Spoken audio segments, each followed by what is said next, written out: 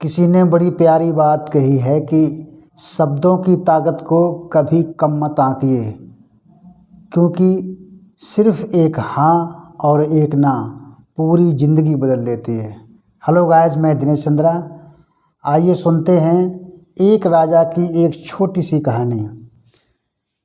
एक बार की बात है, एक राजा जो कभी अपनी नींद में जो भी सपना देखता था उसका हल जानने के लिए कि उसका मतलब क्या है, ये जानने के लिए उसने अपनी कचहरी में, अपनी कोर्ट में बहुत सारे विशेषज्ञ नियुक्त किए थे, क्योंकि वो इस बात का बहुत शौकीन था कि वो जब भी कोई सपना देखता तो उन विशेषज्ञों से प्रश्न करता, उन विशेषज्ञों से ये पूछता कि इस सपने का असल में अर्थ क्या है, क्या मतलब है, क्योंकि वो उन अर्थ के आधार पर ही उनका अनुसरण करता था और प्लानिंग करता था कि मुझे करना क्या है।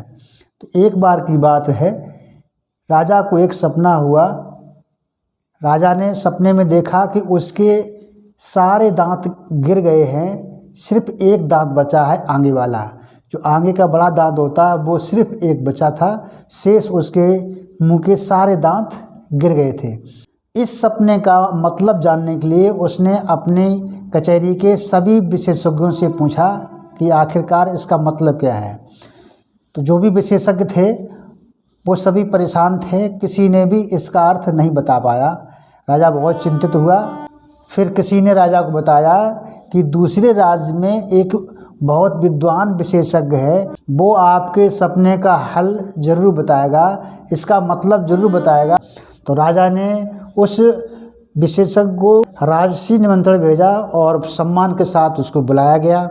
वो विशेषज्ञ दरबार में आया तो राजा ने एक बार फिर उस विशेषज्ञ के सामने अपना प्रश्न दोहराया, अपना स्वप्न बताया।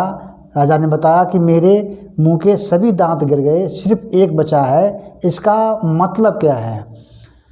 तो वो विशेषज्ञ बोला, महाराज बहुत सरल है, इसका मतलब ये है कि आप अपने परिवार में अकेले जीवित रहोगे और परिवार के सारे लोग मर जाएंगे और आप राजा बने रहेंगे, लेकिन सारे लोग जो तुम्हारे परिवार के हैं वो सभी खत्म हो जाएंगे। ये बात सुनकर राजा को बहुत गुस्सा आया। राजा ने कहा, तुम किसी भी राज्य के विशेषज्ञ सही, लेकिन तुम्हें इसी वक्त जेल में डाला जाएगा। राजा ने मंत्रियों को आदेश दिया और तत्काल उस विशेषज्ञ को जेल में डलवा दिया गया। फिर राजा ने ये घोषणा कर दी कि जो इसका मतलब बताएगा, जो मेरे सपने का सही मतलब बताएगा, उसको बहुत बड़ा इनाम दिया जाएगा। अगले दिन एक साधारण सा लड़का कचहरी में आया और कहने लगा कि इसका तो उत्तर हम बता देंगे, इसका मतलब तो बहुत आसान है, हम बता देंगे। वो राजा के पास पहुंचा। राजा ने पूछा, तुम इसका हल जानते हो?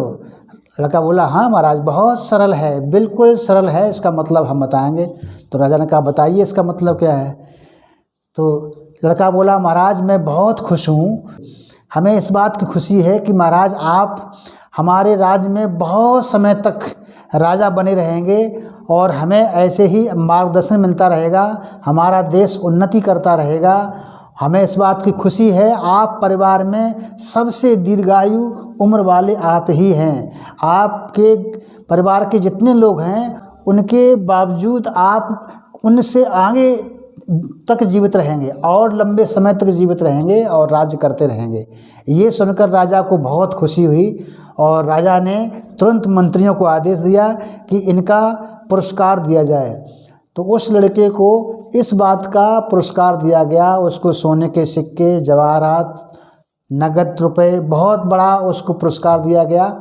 इस तरह से जब वो लड़का उस पुरस्कार को लेकर के उसी जगह से निकला जहाँ पर पहले वाला विशेषज्ञ जेल में बंद था, विशेषज्ञ ने पूछा, भैया एक बात बताओ, तुमने ऐसा कौन सा उत्तर दिया है जो राजा इतना खुश हो गया और आपको इतना बड़ा इनाम दिया? तो लड़का बोला, मैंने वही उत्तर दिया जो आपने कहा था। तो विशेषज्ञ ने बोला, आपने क्या कहा था? जो आपने उत्तर दिया था वही मैंने उत्तर दिया है। तो लड़का बोला, नहीं, आपने ये कहा था कि राजा तुम्हारे परिवार के सारे लोग मर जाएंगे और आप जीवित रहेंगे। लेकिन मैंने उसी उत्तर को कुछ चुने हुए शब्दों में उत्तर दिया और मैंने कहने का ढंग बदल दिया और उत्तर वही दिया जो आपने दिया था और मुझे ये पुरस्कार मिल गया। तो ये छोटी सी कहानी हमें सिखाती है कि शब्दों की ताकत बहुत बड़ी होती है। बोलना तो बचपन से ही सीख जाते हैं, लेकिन कब क्या बोलना है ये सीखने के लिए पूरी उम्र लग जाती है। तो कभी कभी ऐसी स्थितियां होती हैं जहां हम कुछ ऐसा कह देते हैं जो बाद में पछतावा होता कि काश मैंने ऐसा ना कहा होता। तो आपसे यही कहना है कि इस कहानी के माध्यम से आप शब्दों का चयन ऐसा कीजिए जिससे कि किसी को कोई परेशानी भी ना हो और आप अपनी पूरी बात कह सकें। तो कहानी के अंत में हम आपसे एक बार फिर से वही कहेंगे, कर दिखाओ कुछ सबसे परे जो दुनिया आपको गूगल करे। Thank you.